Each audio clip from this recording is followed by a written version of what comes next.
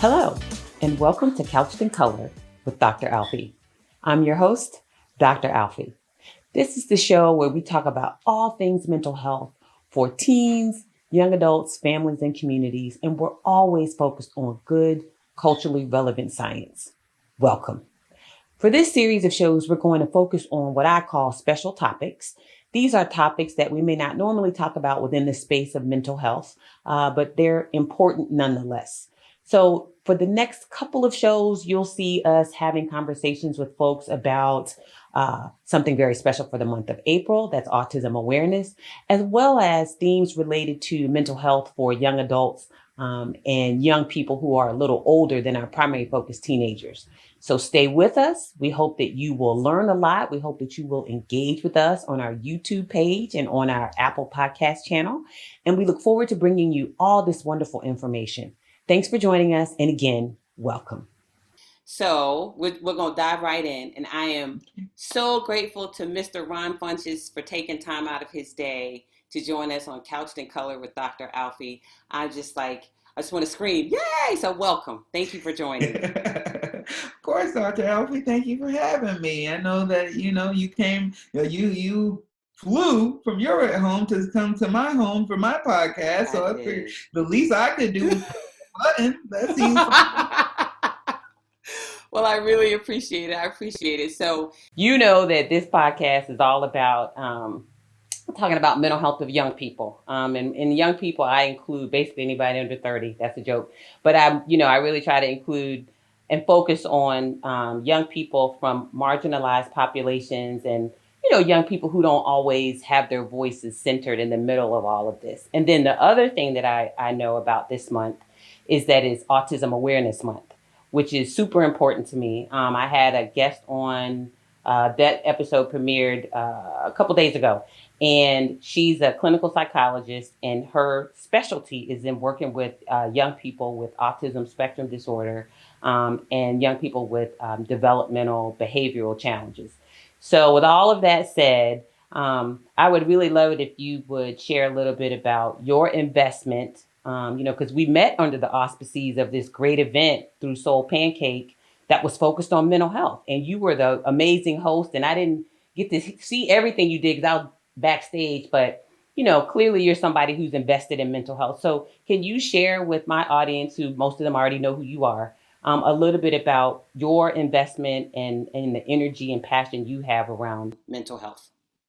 Oh yeah, I mean it's I guess it's from different. It comes from different areas with me, with myself. Because growing up in a house of domestic violence and things of that nature, and my it just knowing the cycle of my family, there being some drug abuse issues, things of that like that, Yeah. And so I knew very young that there were some issues embedded in my DNA that I had to overcome, and those were things that I was aware of. But if I didn't want to follow in the footsteps of my dad or people like that, and so I knew very early those were things I had to look into. But it also, there was other traumas. My mom was in an abusive relationship, and then having my son, had be diagnosed with autism when he was 2 years old. And I was very lucky that before I got into therapy that I found comedy, and that, was helpful for me to get my feelings out and get my thoughts in order and someplace where I could express myself. But I found out quickly that wasn't enough. That wasn't a thing that was going to fix my issues. It was helpful, but there were still things that I had to deal with that I would have to go see a professional about. And with my son having autism, we just always trying to make sure that he has someone that he can talk to, or someone that aides that can, help him through his journey. He's been in different therapies since he was 2 years old. So it's it's been a decade-long journey for us. So. Yeah. Well, I really appreciate that because, clearly you're a Black man, I'm a Black woman. And I think it's really important to hear Black people say that therapy is a thing that they believe in, and that they recognize mental illness is a thing, and that, everybody could benefit from some help. And so for you, would you say it was a You answer as much or as little as you care to. But would you say it was a hard transition for you to say, okay, I see some stuff going on. Maybe I want to go talk to somebody. Or was it you were just like, look, I need the help. I'm just going to go get the help. How was that for you? It's in the middle, because Okay. there's always, I think, as a man and as a black man, you Yeah. always want to be viewed as strong and that you can handle everything and that nothing bothers you, and that you got your armor on. But it was starting to, I could see in myself that, like, even though I was becoming more successful in my career and my Yes. comedy, Yes. that it wasn't making me truly happy. Yeah. That it wasn't, that I was still, something was still missing. And then a lot of it was in my dating life where I didn't really trust people. I wouldn't Mm. let people in. And then I met my beautiful fiance, and she was one of the sparks because I met her, and we got into one of those arguments where I was just like, you know what, I'm done. You Oh, freeze on us. yeah, it did. Go ahead. Keep going. It did. You're fine. You're fine. Keep going. Okay. And so, and I was just like, oh, I don't want to lose this woman. I don't want to, and more than that, I was like, this is something that'll keep happening to me. I'll keep pushing people away. I'll keep being, sad. I'll keep overeating, if I don't look at what's the root cause of this. And so that was when I was like, I need to go to therapy. Oh, well, I appreciate you being so open because Ron, people don't really tell their business like that. They won't really open up and say, here are some of the things that led me into getting some help, especially not super famous people. So it's really nice of you to be that open and share with people because I'm telling you, you being the person you are with the platform that you have, being open enough to say, this was my experience and this was my path. I know you know this, but I feel like it needs to be said. That will help so many people, right? Just the idea that someone can look at someone as successful as you and say, okay, they don't always have every single solitary thing figured out all the time either. And I know through some of your comedy, like watching, I think it was Giggle Fit, watching the special, you talk, you're very open about talking about personal experiences and things that you deal with. And would you say, I think I know the answer, but I'm just curious, I think it's kind of a no-brainer, but in some ways, do you feel like comedy is therapeutic for you? Oh, absolutely. Absolutely it is. It's a place for me to put. One of the things that I learned quickly from doing comedy is that the things that I was embarrassed the most by, the things that I kind of wanted to shy away from originally, it was talking about my son's autism diagnosis. It was something I didn't really want to talk about. I didn't want Yeah, people to think that I was taking advantage of it or yeah, trying to be like, oh, pity me, right, or that I'm making fun of my son. And right. so I avoided it for a while. And then when I started doing it and the reaction I would get from people, these real heartfelt laughter, and then also people emailing me afterwards and telling me how much it meant for them because they had family members with autism or they themselves had autism. And I realized then that the more open I was and the more true to myself I am, the more I could relate to people.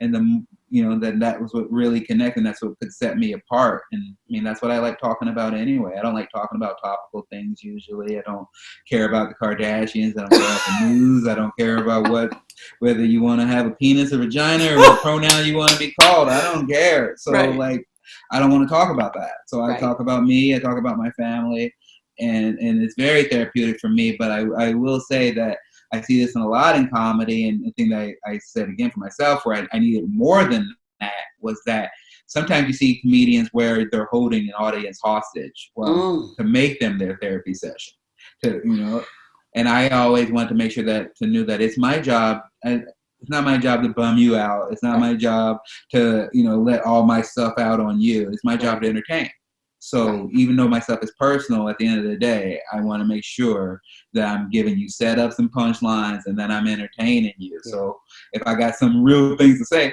gotta go to therapy. Right.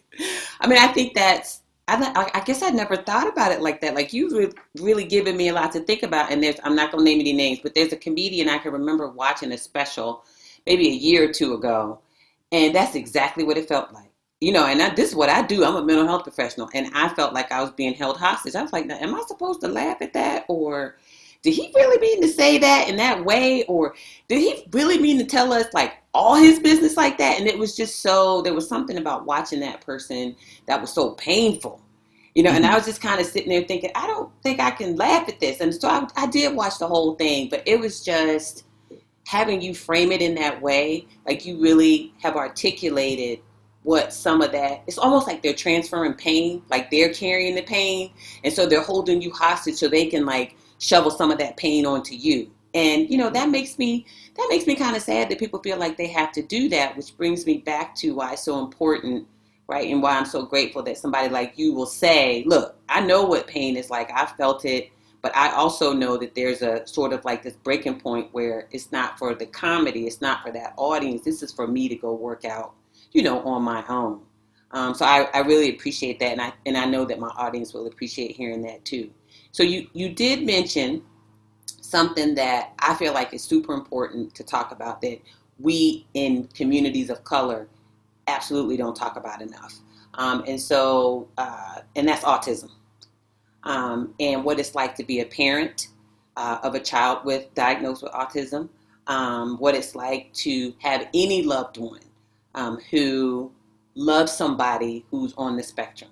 And so are there any thoughts? Well, again, we backtrack a little bit. The first time that we talked on your podcast, I remember you being very open about your relationship with your mom and how your mom was helpful and supportive of you sort of really getting clarity about getting support for your son and making sure that he was taken care of. And so if you don't mind, can you talk a little bit about what that was like for you? Like having mom say, okay, baby, now we got some things we got to do, you know, to take care of this grandbaby. What was that like for you all?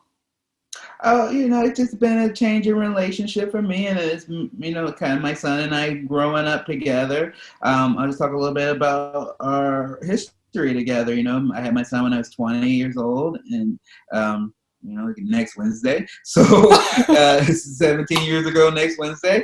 And so it was a terrifying time. And then he was diagnosed with autism when he was 2. Yeah. Me and his mom tried to make it work, even though we were very young and poor and not a good match for each other. And, you know, we got divorced, and I moved to LA to continue doing my comedy, and but his mom wasn't really able to handle him as a single mom. Okay. And so I went and got sole custody of him, and he's been with me since he was 12. So for 5 years now, just been me and him. And then that was my focus, and that's probably when I was most stressed out. And when I was like, I got to get this house for him. I got to provide for him. I got to make sure I'm booking all these gigs. I got to go do these shows at midnight, but still got to get him up at 6:30 in the morning to get him on the school bus. And it's like, it was a very hectic time for me. But I don't think that answered your question. But the relationship with my mom was all about, especially when I started comedy, it was like, she's like, I believe in you. I believe you're funny. But you know, you have a son. My son was already 2 when I started. My son had already been diagnosed and everything. He was about 3 when I started. And so she was like, you have to treat this as a real job. This isn't for play for you. This isn't, and you know, and she was very supportive for probably the first 3 or 4 years. And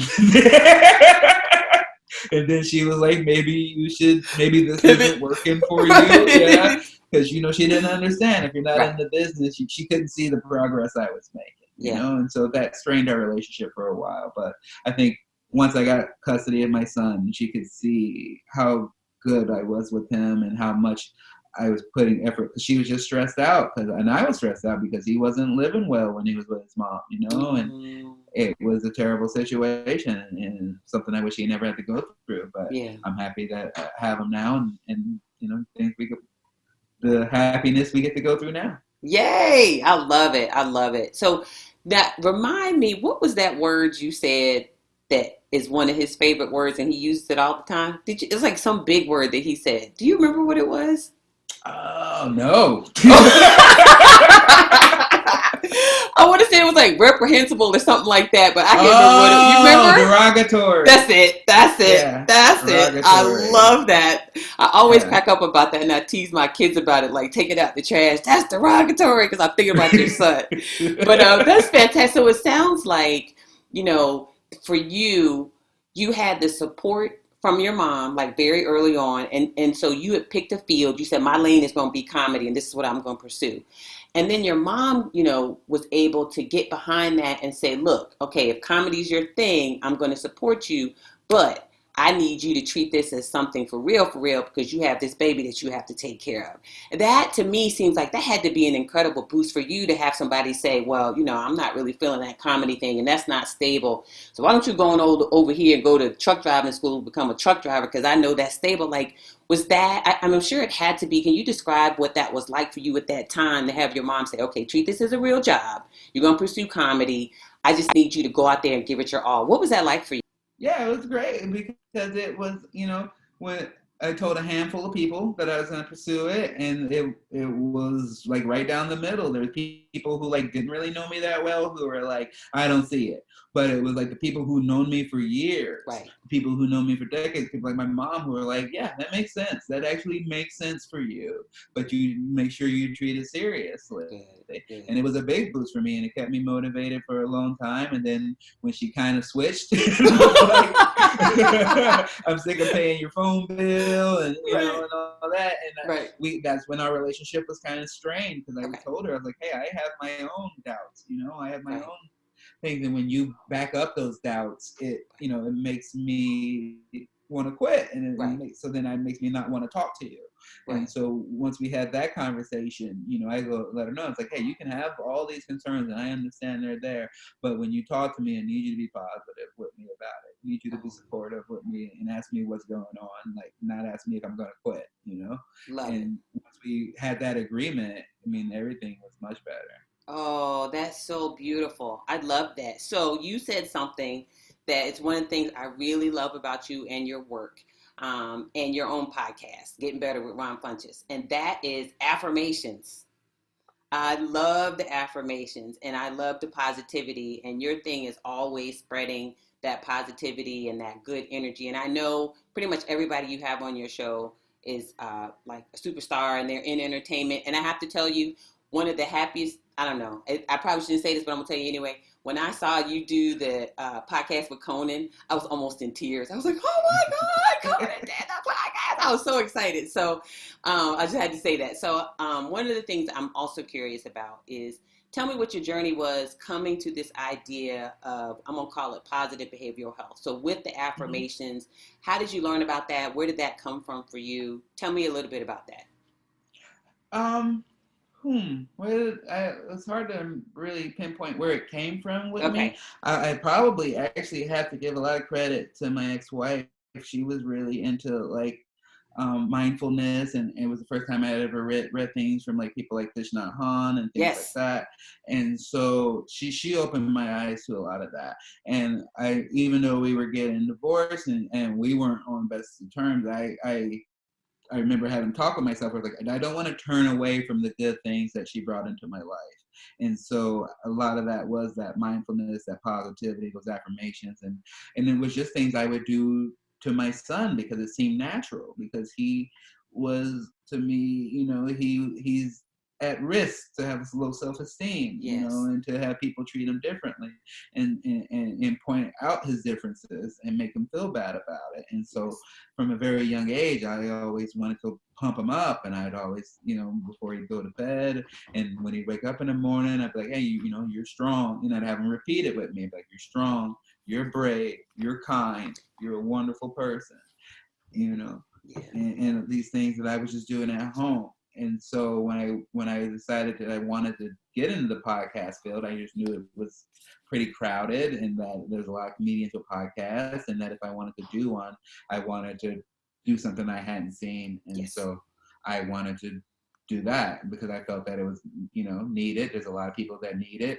And to be honest with you, there's a lot of people who think it's phony and they hate it, and they Really? don't. Yeah, I mean, that's not half the reviews, but like most of it's good reviews. And then you get people who be like, oh, this guy's phony. He's just, trying hard. He's just faking. And it's just like, well, this isn't for you, like That's right. this podcast is for the people who get something out of it, and That's right. you were never would have been for me. So That's I'm not right. going to change who I am so that you feel more comfortable. Like, yeah, no, this is me. This is who I am. I love speaking positive. I like it because it's a choice. Yes. Negative things are going to come either way. That's right. Why am I going to double down? That's right. That's right. Oh, I love that. I love that. So, okay. So we pretty much covered everything I'd hoped would have an opportunity to talk about. And there's one last thing that's related to affirmations that which I love to listen to, by the way. And I do feel strong. I do feel loved, and I do love that there are people in my life who love me. So I'm listening and I'm paying attention on getting better. But the one last thing I want to do is I have a girlfriend who I don't see the cover, but introduced me to these cards called Affirmators. So these are Affirmators. It's hard to see them. These are called Affirmators, and they're fantastic.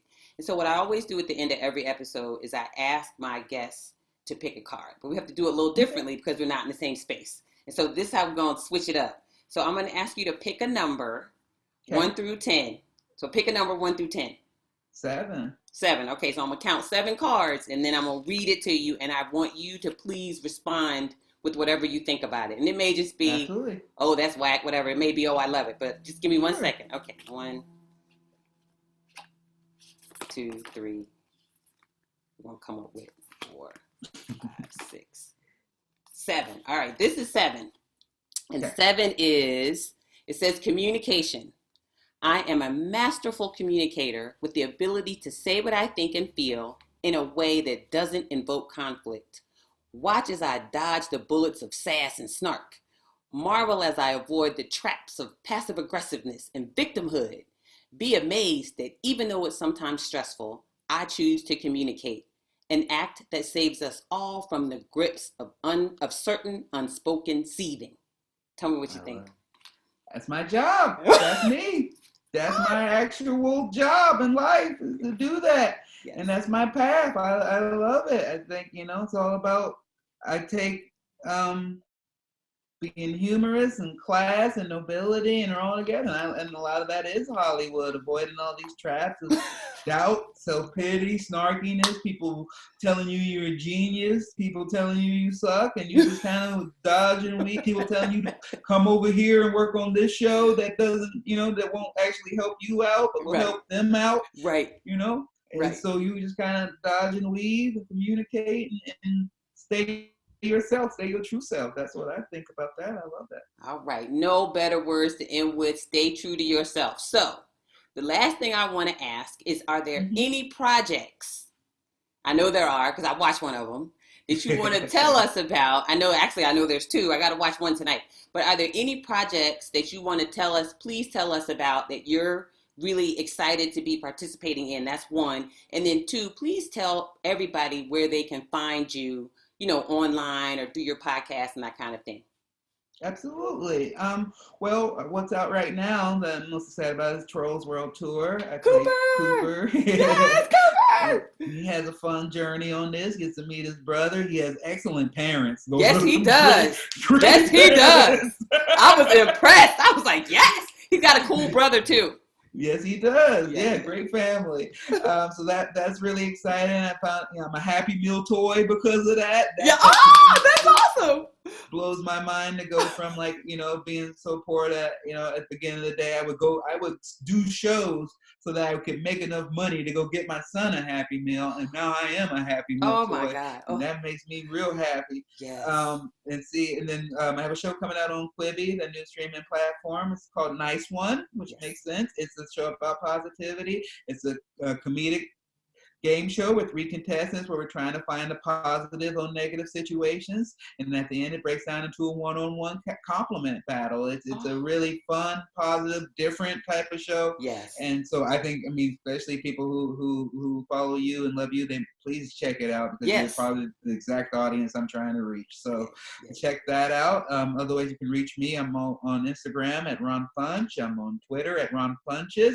My website is ronfunches.com. Hopefully, I'll be back touring, doing comedy at some point. Yes. Right. But right. either way, I'm always, I'm doing voiceovers. I'm doing different things. So I just stay happy. And my podcast, Getting Better with Ron Funches. I love that. That's probably my pride and joy right now. So people can check that out. And before I end, I just wanted to say something about you and talk about how important I think what you're doing is, especially, for everyone. But I do love how you're focusing on younger people and younger people of color, because it is just a fact. It's not like, as much as people are always like, oh, forget about the past, or you're being, it's like, it is a fact that there is just inlaid trauma in our DNA, from slavery, from everything that's happened, from Jim Crow. These are things that live in you, from your grandparents, from your great-grandparents. And a lot of the time is why a lot of our community has that whole, like, don't trust anybody, look out just for you, because that's what lives in our DNA. And that's not always helpful. It can be good to protect you, but it can also stop you from growth. So I think it's highly important for any people of color, especially for young people who grew up not only just dealing with racism, but also dealing with 9/11, and now having to deal with this, and also dealing with all the things going on with Muslim bans and people who are not able to feel comfortable and feel loved in their skin.